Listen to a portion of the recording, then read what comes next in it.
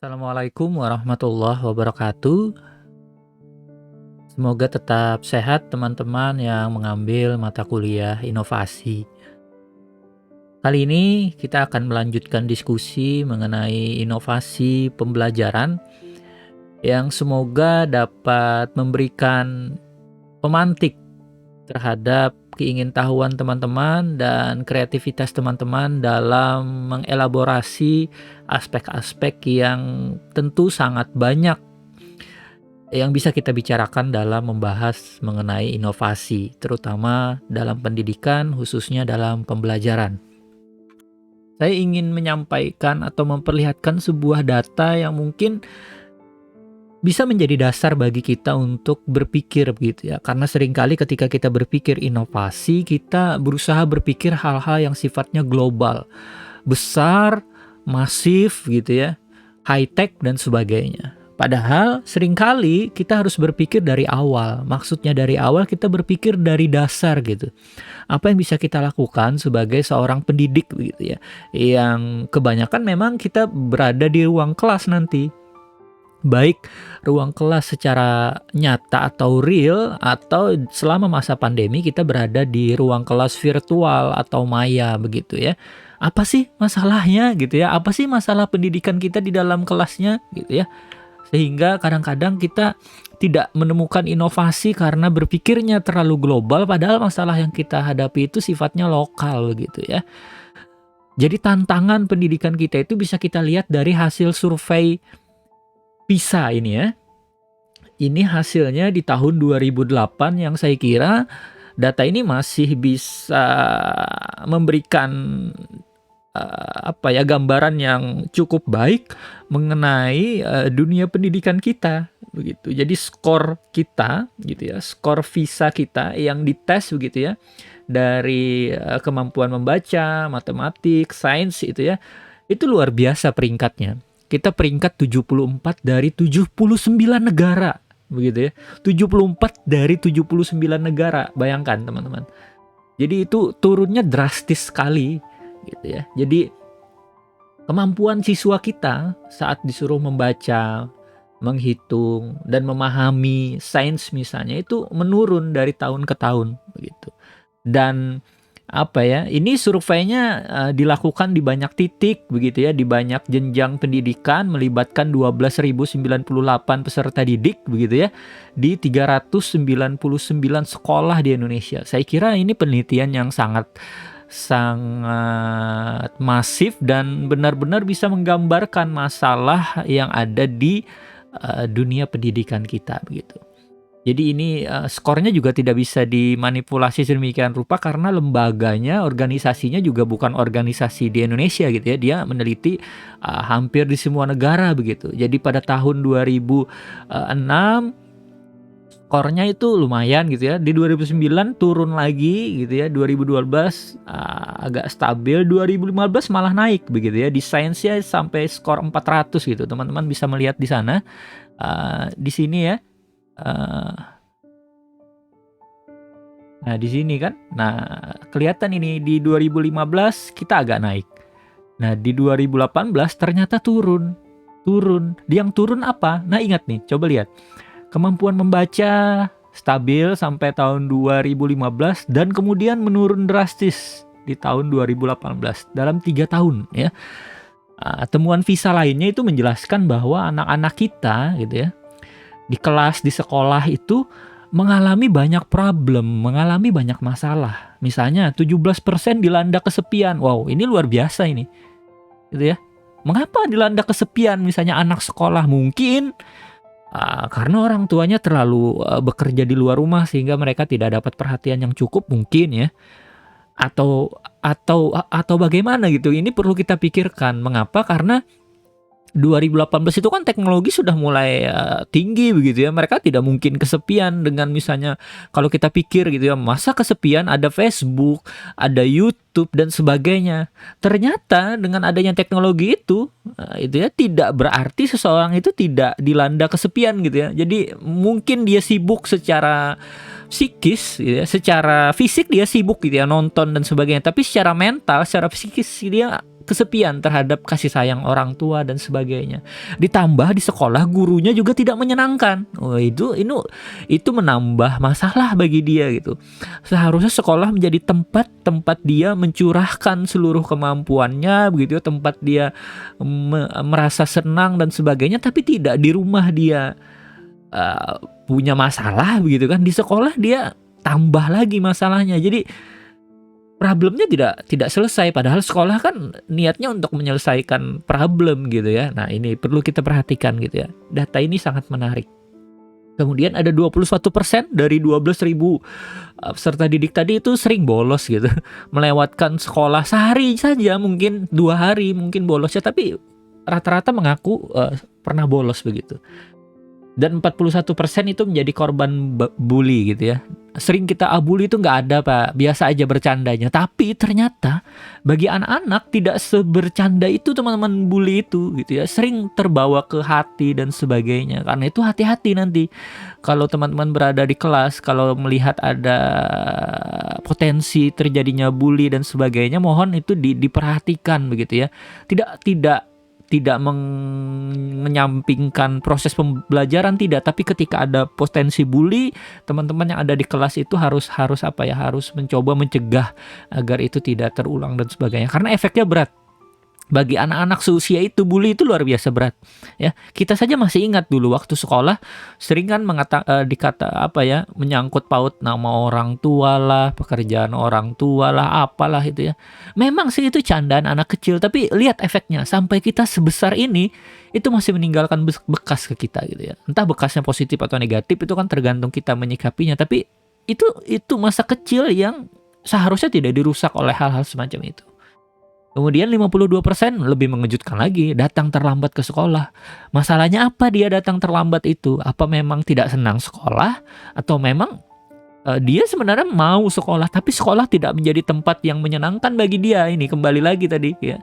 Harusnya sekolah menjadi tempat pelarian dia, bukan pelariannya, tempat terakhir dia setelah di rumah tidak mendapatkan apa yang dia inginkan misalnya, atau di lingkungannya tidak mendukung apa yang dia inginkan. Di sekolah harusnya dia didukung. Tapi karena lingkungannya juga tidak berbeda dengan lingkungan di rumah dan lingkungan di sekitarnya, ya apa yang mau dia cari di sekolah ya? Mending dia datang telat, malas-malesan, bolos dan sebagainya gitu. Kita jangan bicara proses pembelajaran dulu. Ternyata memang dunia pendidikan kita, khususnya di kelas-kelas kita yang akan kita hadapi itu masalahnya sangat kompleks gitu.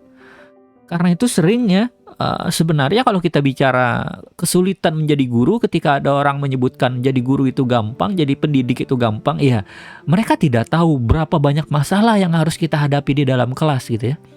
Masalah yang tersurat maupun masalah yang tersirat begitu. Menyiapkan perangkat pembelajaran, mengajar, mengevaluasi. Di luar sana ada 30-40 kepala yang harus kita hadapi gitu ya, dengan background yang berbeda-beda, dengan skill bawaan yang berbeda-beda, dengan cita-cita yang berbeda-beda, dengan masalah yang dibawanya ke sekolah juga berbeda-beda gitu.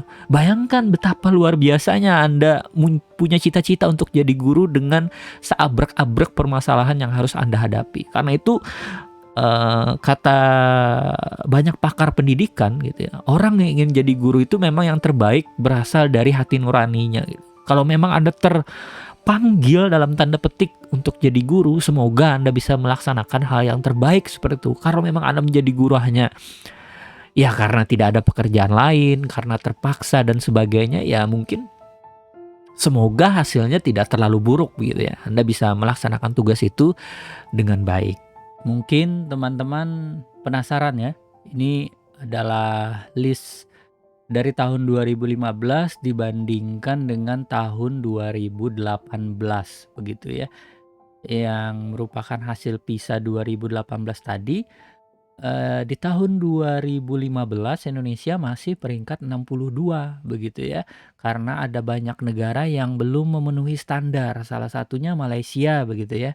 Dan di tahun 2018 Malaysia sudah memenuhi standar dan tiba-tiba berada di peringkat 48, sedangkan Indonesia turun ke peringkat 71. Nah ini kan agak menyedihkan gitu ya, dalam 3 tahun sebuah negara dapat mengubah segala aspek dalam dunia pendidikan mereka sehingga memberikan dampak yang luar biasa kepada siswa dan skor PISA-nya yang menguji tadi begitu ya, yang menguji 3 kemampuan tadi, sains, matematika, dan bahasa tadi, tergambar dalam skor sebuah negara begitu. Jadi agak miris ketika kita melihat data ini begitu. Nah, di sini teman-teman harus menyikapinya dengan bijaksana, jadikan ini tantangan. Tantangannya seperti apa? Bahwa ketika teman-teman nanti hadir di kelas, maka teman-teman sebagai guru bahasa Indonesia harus mencari inovasi-inovasi yang bisa meningkatkan literasi baca siswa. Baik literasi membaca buku atau membaca literasi digital dan sebagainya gitu ya. Dan itu memerlukan kehadiran teman-teman yang bisa membuat inovasi-inovasi yang sifatnya kreatif gitu ya. Misalnya ada sekolah yang menerapkan pojok baca. Jadi mereka punya perpustakaan kecil di kelas gitu ya, yang diisi oleh buku-buku sumbangan siswa atau dari patungan, membeli buku-buku yang menarik yang siswa suka diletakkan di sana sehingga bisa membaca bergantian. Itu salah satu inovasi sederhana yang luar biasa gitu ya. Atau ada juga sekolah yang menerapkan 10 menit di awal pembelajaran gitu ya, itu digunakan untuk membaca fiksi misalnya. Ada juga sekolah yang seperti itu. Atau ada juga yang karena teman-teman tahu tidak mungkin siswa teman-teman mendapatkan asupan buku bacaan yang banyak, jadi teman-teman yang memberikan supply ke mereka. Ini ada buku, silahkan dibaca bergantian misalnya, yang sifatnya mereka senangi bukunya, sehingga ketika kita bicara literasi, kita menumbuhkan dulu. Ketika sudah tumbuh, itu bisa berkembang dengan sendirinya nanti seiring dengan perkembangan pemikiran siswa. Jadi mereka bisa mencari sendiri buku yang cocok dengan mereka. Nah, di awal-awal tugas kita sebagai pendidik apa? Menumbuhkan itu gitu ya, memberikan benih agar mereka memahami bahwa literasi itu penting. Karena ke depan salah satu penunjang masa depan mereka adalah kemampuan literasi, teman-teman, ya. Tanggap informasi, kemampuan membaca informasi itu penting. Orang yang tahu info lowongan pekerjaan lebih cepat, pasti dia akan lebih tanggapnya dan lebih menyiapkan diri lebih baik daripada orang yang tahu di saat-saat akhir begitu kan. Dan itu biasanya bergantung pada kemampuan literasi begitu ya. Kok aku kada tahu aja? Ya, ikam kada membaca gitu kan. Salah satunya itu gitu ya. Ada info terlewat begitu saja, tidak dibaca, tidak dipahami dulu dan sebagainya. Jadi ini salah satu tantangan guru, tantangan kita semua agar meningkatkan literasi begitu ya. Karena itu perlu guru-guru yang terbuka pemikirannya, terbuka matanya dan sebagainya, bahwa kita perlu inovasi-inovasi yang sifatnya sederhana tapi memang bermanfaat bagi siswa gitu ya. Dari tabel ini kita melihat bahwa peringkat Indonesia tidak terlalu buruk begitu ya, peringkat 4 gitu ya. Dan di atasnya ada Cina, India, Amerika begitu ya. Yang menggambarkan betapa pengguna internet di Indonesia itu sudah demikian besar, teman-teman ya. Hampir 75% penduduk kita sudah melek dengan internet. Jadi alasan kita tidak bisa maju karena tidak mengenal internet itu sudah basi gitu ya. Masalahnya di sini adalah internetnya digunakan untuk apa, begitu kan? Data ini cukup menggambarkan hal itu, bahwa pada tahun 2020 ini data diambil dari survei yang diadakan oleh lembaga-lembaga di tiap negara yang sifatnya independen. Jadi tidak rasanya agak natural gitu ya, datanya tidak mungkin dibuat-buat. Dan ini menggambarkan bahwa kita sebenarnya sangat melek internet gitu ya, luar biasa. Saking meleknya kita mudah terprovokasi oleh hoax dan sebagainya gitu ya. Dan ini sangat miris gitu ya. Di satu sisi pengguna internet kita itu sangat masif, sangat besar gitu ya, sangat potensial begitu ya. Tapi di sisi lain, penggunaan internet dan teknologi informasi itu seringkali melenceng dari tujuan sebenarnya begitu. Harusnya kalau kita melihat data ini, penggunaan internet yang sangat luar biasa ini, teman-teman, harusnya membuat Indonesia berada ke peringkat yang lebih baik di skor PISA-nya gitu ya. Harusnya siswa Indonesia karena menggunakan internet gitu ya sebanyak ini, skor membacanya, skor berbahasanya, skor matematikanya, skor sainsnya itu tinggi begitu ya. Harusnya, tapi tidak kan gitu ya. Nah, ini masalahnya di sini. Artinya selama ini internet belum maksimal digunakan untuk pembelajaran atau meningkatkan kualitas pembelajaran gitu ya. Disitulah nanti teman-teman harus hadir begitu ya. Internetnya sudah ada, siswa-siswa kita itu sudah melek internet begitu kan. Pagi-pagi mereka sudah buka gawai mereka, tapi teman-teman harus hadir di sana sebagai orang yang mengarahkan penggunaan internet itu. Agar apa? Agar mungkin bisa balance, bisa seimbang itu. Ya boleh kan main-main gitu ya manusiawi, tapi di sisi lain teknologi informasinya juga digunakan untuk belajar, untuk mengelaborasi materi, ya untuk memahami teori-teori dan berita terkini dan sebagainya gitu ya. Guru hadir untuk memastikan bahwa teknologi itu memang bermanfaat untuk pembelajaran begitu ya. Hadir kembali lagi bukan harus mendominasi dengan kata-kata yang mengancam, tidak begitu ya. Kita berusaha mengingatkan anak bahwa mereka memiliki tanggung jawab untuk mengerjakan tugas-tugas agar mereka dapat mendapatkan nilai sehingga nilainya dapat diakumulasikan dan menjadi nilai akhir di sebuah mata pelajaran. Seperti itu kan, bukan dengan mengancam gitu. Nah, ancaman itu jalan terakhir teman-teman, kalau memang bandelnya luar biasa gitu ya. Memang kadang-kadang diperlukan, tapi itu cara terakhir gitu ya.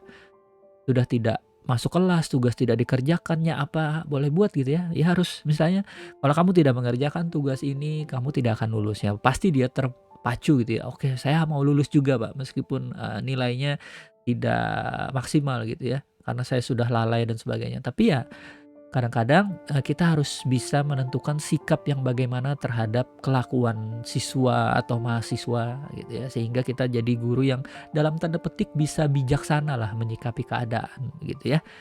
Nah ini ya saingan kita Cina, India, Amerika gitu, nomor 4 gitu ya, jauh gitu ya. Bahkan negara Korea saja ada di nomor 20 teman-teman.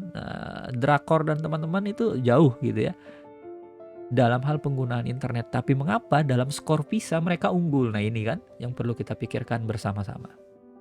Teknologi informasi tidak jadi persoalan lagi begitu ya. Mungkin persoalan selanjutnya adalah keterlibatan siswa teman-teman.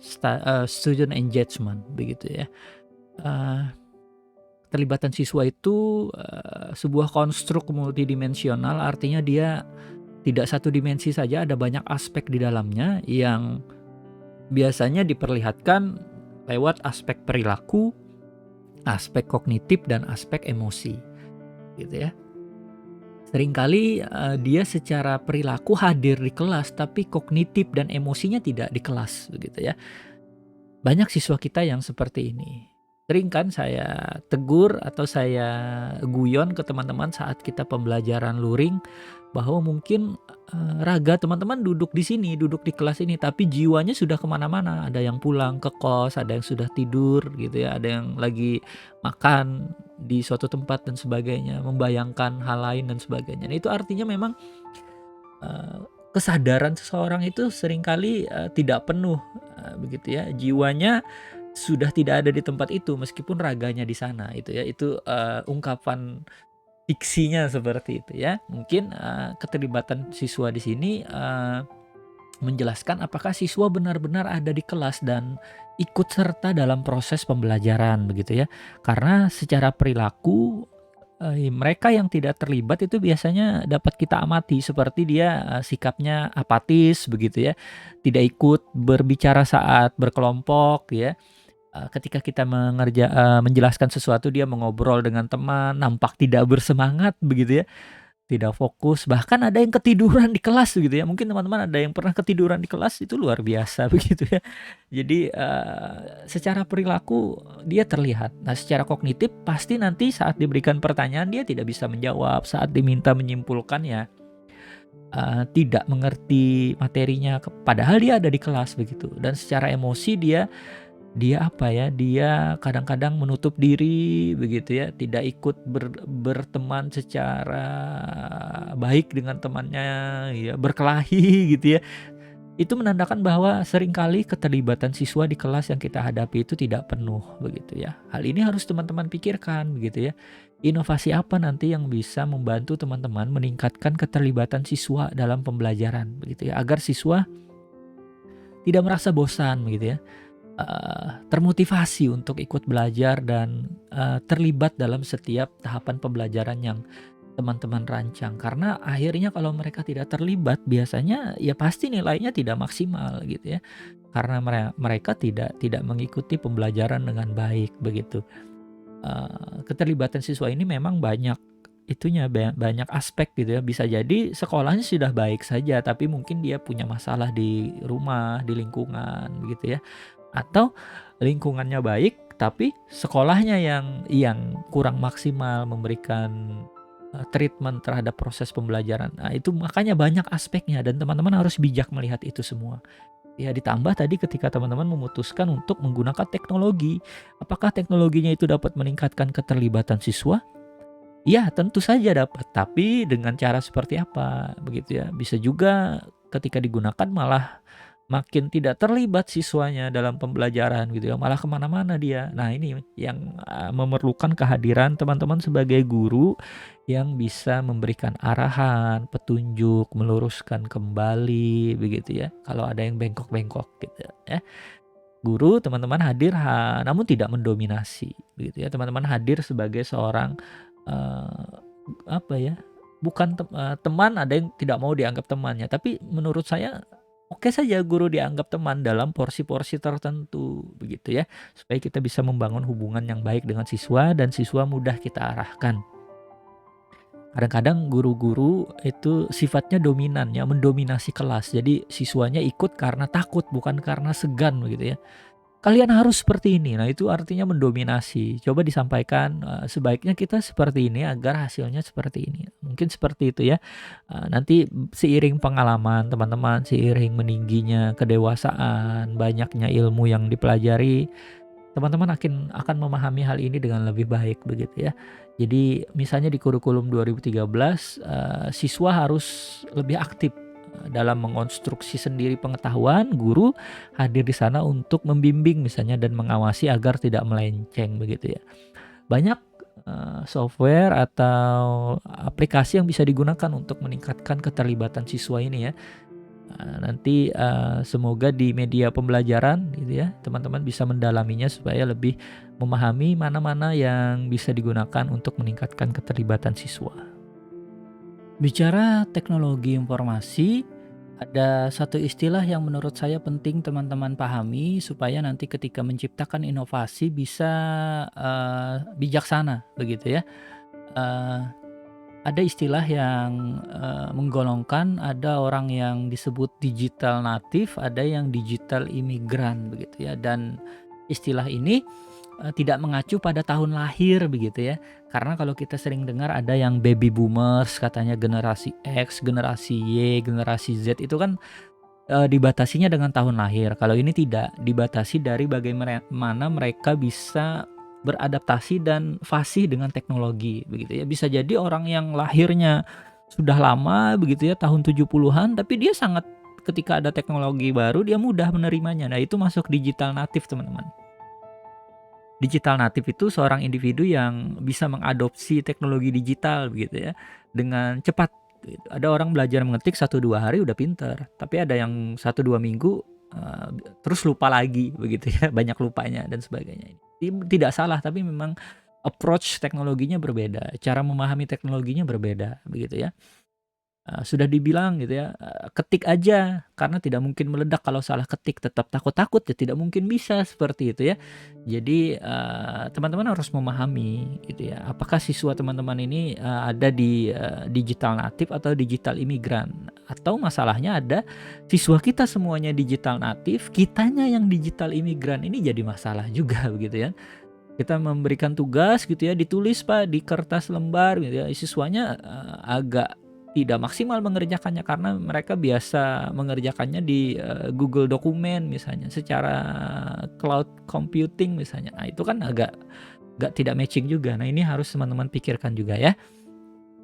Jadi nanti membuat sebuah inovasi yang berkaitan dengan teknologi informasi juga harus memahami, apakah siswanya cepat mengadopsi aplikasi baru atau agak lambat, seperti itu ya. Di satu kelas itu pun bisa macam-macam ya, ada yang, 50% cepat, 50% sisanya agak lambat, 10%-nya tidak lambat sekali misalnya. Nah, itu teman-teman harus bijaksana menyikapinya karena namanya juga teknologi baru, tidak semuanya bisa langsung beradaptasi, begitu ya. Nah, teman-teman juga harus berusaha menjadi seorang yang digital natif. Itu artinya karena dunia teknologi itu kan putarannya cepat, teman-teman. 6 bulan itu bisa jadi ada aplikasi baru, teknologi baru, handphone aja kan 6 bulan udah keluar seri barunya misalnya.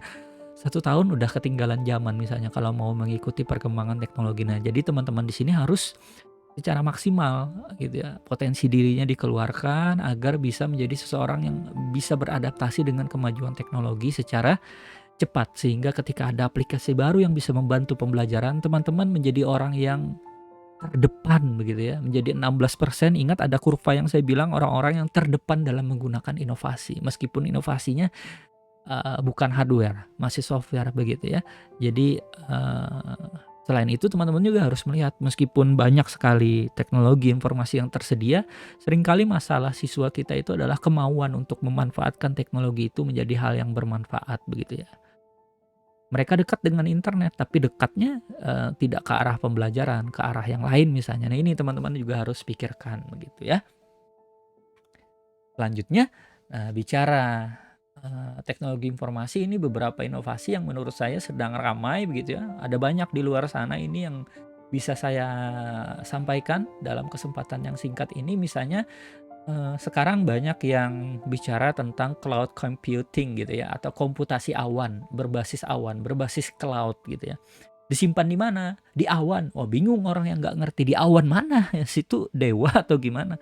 Maksudnya di drive, maksudnya seperti itu ya. Ada OneDrive, ada Google Drive dan sebagainya gitu ya. Itu artinya di atas sana istilahnya gitu ya, ada sebuah ruang penyimpanan yang bisa kita buka untuk akses pribadi atau akses umum begitu, dan itu bisa dimanfaatkan untuk proses pembelajaran gitu ya. Misalnya ketika masuk kelas teman-teman menyampaikan ini adalah tautan atau URL atau link atau alamat yang bisa kalian akses, yang di dalamnya terdapat PowerPoint pembelajaran, sumber belajar, buku-buku yang kalian baca, gambar-gambar yang bisa bermanfaat, dan tugas-tugas. Semua saya kumpulkan di sini, di satu link ini. Silahkan kalian akses. Wah, itu sangat luar biasa bagi siswa yang memang dekat dengan internet gitu ya. Baik Bu, nah, nanti beberapa menit kemudian mereka udah bisa akses tuh gitu ya. Tidak lagi teman-teman harus bawa buku, kalian baca, ambil di perpus dan sebagainya. Nah, itu mudahnya teman-teman kalau berbasis awan itu. Semuanya bisa kita lakukan tanpa batasan waktu dan tanpa batasan ruang gitu ya. Tanpa ketemu pun lewat WA ini linknya, teman-teman bisa buka di mana saja gitu ya. Dalamnya ada tutorial misalnya, ada buku-buku menarik, misalnya ada catatan materi. Kalian bisa kuliah bisa berbagi materi begitu ya, di sharing lewat Google Drive. Jadi tentu satu orang mencatat itu tidak sempurna. Nah, dilengkapi dengan catatan yang lain gitu ya. Digabung jadi lengkap catatannya gitu. Mudah nanti belajar kalau UAS. Selanjutnya ada pembelajaran daring. Seperti sekarang kita melakukan pembelajaran daring ya, meskipun dalam tanda petik terpaksa karena ada pandemi. Tapi sebenarnya di luar sana ini sudah biasa gitu ya. Di era digital jarak bukan lagi masalah teman-teman ya. Teman-teman tuh kan sekarang ada di kampung halaman masing-masing, di kamar, dan sekarang kita bertemu lewat suara, lewat gambar, meskipun ada yang asinkronis, ada yang sinkronis begitu ya. Tidak apa-apa, yang penting tujuannya sama begitu ya. Kalau kebetulan saya pilih video YouTube, nah ini kan teman-teman bisa pasang headset kemudian mengatur resolusinya ke resolusi yang paling kecil supaya kuotanya agak mendingan. Nah, bisa mendengarkan sambil minum, sambil agak senderan gitu ya. Jangan asal sambil ketiduran aja ya, nggak dapat apa-apa nantinya begitu ya. Tapi ada juga nanti materi yang perlu kita ketemu meeting lewat Zoom. Nah, artinya kan sesuai kebutuhan pembelajaran daring ini. Nah, teman-teman juga harus nanti mengaplikasikan pembelajaran ini nanti di kelas. Semoga siswanya juga dapat mengikuti dengan baik. Dan ketika misalnya ada dari 40 siswa 35 bisa ikut daring, 5-nya tidak. Nah, teman-teman juga harus mencari solusi agar yang 5 ini tidak ketinggalan pembelajaran. Di-share-kah rekamannya misalnya supaya dia bisa mendengarkan ulang dan sebagainya. Begitu teman-teman, harus kreatif ya. Teman-teman bisa jadi siapa saja sekarang di era sekarang ya. Teman-teman bisa belajar apa saja. Banyak di luar sana kan, buka YouTube ketik aja tutorial jadi siapa ya? Jadi Spider-Man. Wah, tutorial jadi apa gitu. Tutorial ilmu A, ilmu B. Teman-teman bisa memahami. secara mendasar gitu ya, meskipun untuk mendalaminya perlu waktu begitu kan. Selanjutnya ada juga yang disebut dengan virtual reality begitu ya. Ini meskipun masih mahal begitu kan untuk membuat yang sesuai keinginan, tapi kadang-kadang di Play Store itu ada yang sederhana untuk memberitahu bahwa memang secara 3 dimensi pembelajaran itu dapat dihadirkan. Misalnya apa? Teman-teman bisa mencari, ada beberapa museum di dunia yang menyediakan perjalanan secara virtual. Nah, jadi teman-teman tidak perlu pergi ke museum tersebut hanya untuk jalan-jalan dan melihat bagaimana koleksi museum misalnya, atau berjalan-jalan ke taman dan sebagainya. Itu ada sudah tersedia ya. Nanti teman-teman coba cari saja begitu ya. Virtual reality satu tempat tertentu, sehingga ketika ada pembelajaran yang mengisahkan tentang pantai, tentang sebuah ibu kota, tentang hal-hal yang sifatnya tempat gitu ya, teman-teman bisa mengajak siswa untuk bersama-sama berjalan atau melihat tempat itu meskipun secara virtual, dan itu bisa memberikan efek yang lumayan ya, ada realitas maya namanya, yang bentuknya 3 dimensi, sehingga simulasi tersebut dapat kita rasakan gitu, dapat seolah-olah dalam tanda petik dapat kita lihat begitu. Ya.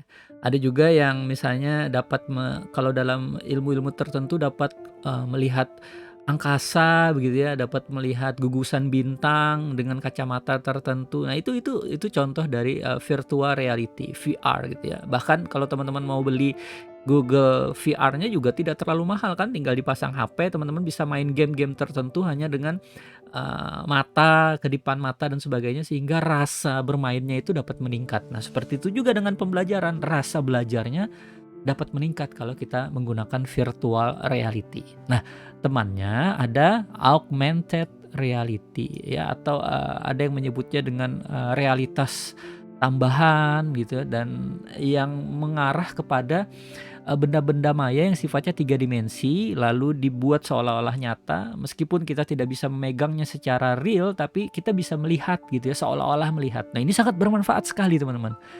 Misalnya tidak semua orang punya, di ilmu kedokteran kan tidak semua orang punya akses membedah manusia secara langsung gitu ya. Nah, untuk belajar biasanya ada media-media augmented reality-nya gitu secara 3 dimensi. Jadi seolah-olah dapat melihat dan secara langsung bagaimana proses bedah dilakukan ya. Ada yang kemudian teman-teman arsitek gitu ya, mensimulasikan bangunan sehingga terlihat bagaimana nanti sudah jadinya. Jangan sampai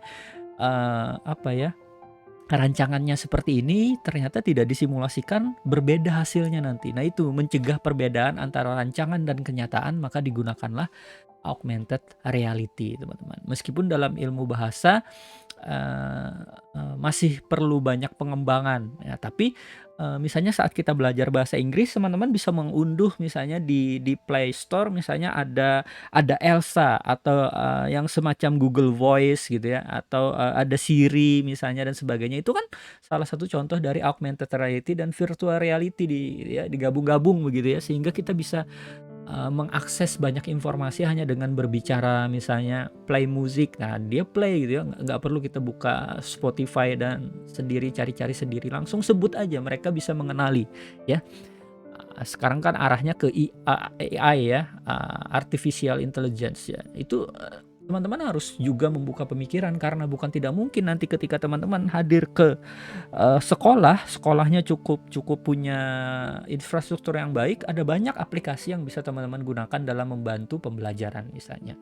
Nah, yang sederhana dalam teknologi misalnya, ya ini, teman-teman kan bermain media sosial, ya, ada komunitas di sana. Nah, manfaatkan komunitas itu untuk tujuannya pembelajaran, menyeimbangkan tujuan, meskipun tujuan lainnya tetap juga dilaksanakan, misalnya saling bertegur sapa, saling reuni dan sebagainya. Tapi pembelajaran berbasis media sosial tetap bisa dilaksanakan. Misalnya di WA ya meskipun agak kurang formal ya, tapi ya mau tidak mau, karena mungkin siswanya tidak punya media sosial lain selain WA, ya gunakan WA gitu ya.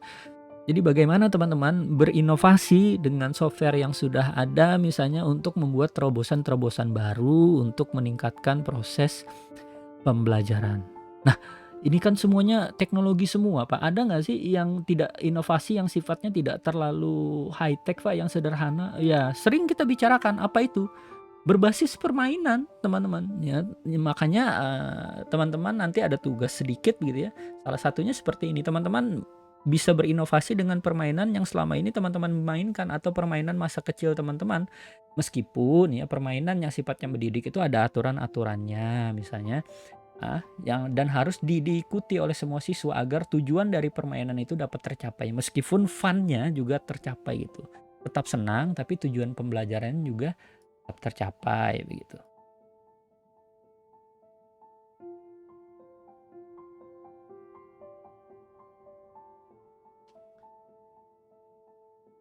Dalam memilih permainan, teman-teman bisa mencari atau berusaha menciptakan suasana yang menyenangkan tentu saja atau yang sersan begitu ya.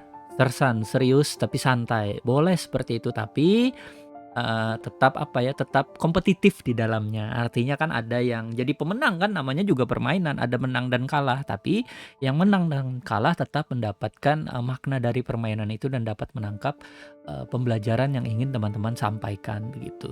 Jadi, bisa memilih temanya dulu atau gamenya dulu, lalu jangan lupa dijelaskan konsepnya kepada peserta didik. Jangan sampai mereka langsung main aja tanpa tahu konsep permainannya apa. Kemudian dijelaskan juga aturannya ya, jangan lupa karena permainan kan ada aturannya. Yang menang seperti ini, yang kalah seperti ini, yang kalah nyanyi. Nah, itu kan aturan meskipun sederhana harus disampaikan. Jangan sampai terkejut yang kalah tiba-tiba nangis karena disuruh nyanyi, seperti itu ya. Kemudian silakan diberikan waktu bermain. Nah, di akhir teman-teman harus jangan lupa dirangkum tuh apa pengetahuan yang didapat misalnya. Setelah merangkum baru ada refleksi begitu, apa sih yang didapat gitu ya, selain dari pembelajaran, "Oh menyenangkan Bu belajar seperti ini, saya bisa lebih mengenal teman saya," begitu ya, bisa lebih kompak, bisa lebih, semangat, membuat yel-yel dan sebagainya itu ya. Apalagi ada permainan-permainan yang khas gitu kan, khas daerah kalian yang mungkin di daerah lain tidak ada. Meskipun mirip-mirip bisa jadi penyebutannya di daerah A dan di daerah B kan berbeda, tergantung budaya, tergantung lingkungan. Nah, ini menarik sekali, bisa digunakan, ya inovasinya bisa digunakan dalam permainan untuk, sama-sama meningkatkan proses pembelajaran dan memaksimalkan pencapaian tujuan pembelajaran. Dalam memilih game juga ada beberapa kan, game itu ada yang berkelompok, ada yang, bermain bersama keroyokan begitu ya. Ada yang individual juga kan, ada yang sendiri begitu ya, tidak bertim ya. Tapi, skornya dihitung bagaimana. Nah, itu juga harus dijelaskan nanti aturan-aturannya. Jadi permainan meskipun tidak semuanya inovasi harus berbasis ini kan, berbasis teknologi informasi begitu ya. Bisa jadi permainan sederhana bisa juga inovasi, tergantung di mana teman-teman nanti mengajar, bagaimana respon peserta didiknya, bagaimana sarana prasarana, dan bagaimana lingkungan dan materi yang teman-teman ingin ajarkan, begitu. Demikian ya, sedikit penjelasan dari saya, semoga dapat memantik keingintahuan teman-teman dan mengelaborasi materi inovasi pendidikan secara lebih dalam sehingga nanti siap sebagai seorang guru, sebagai seorang pengajar, sebagai seorang pendidik membuat terobosan-terobosan, inovasi-inovasi baik yang masif maupun yang sederhana dalam upaya meningkatkan proses pembelajaran hingga hasil pembelajaran nanti dapat maksimal. Sekali lagi terima kasih, mohon maaf banyak kekurangannya. Wassalamualaikum warahmatullahi wabarakatuh.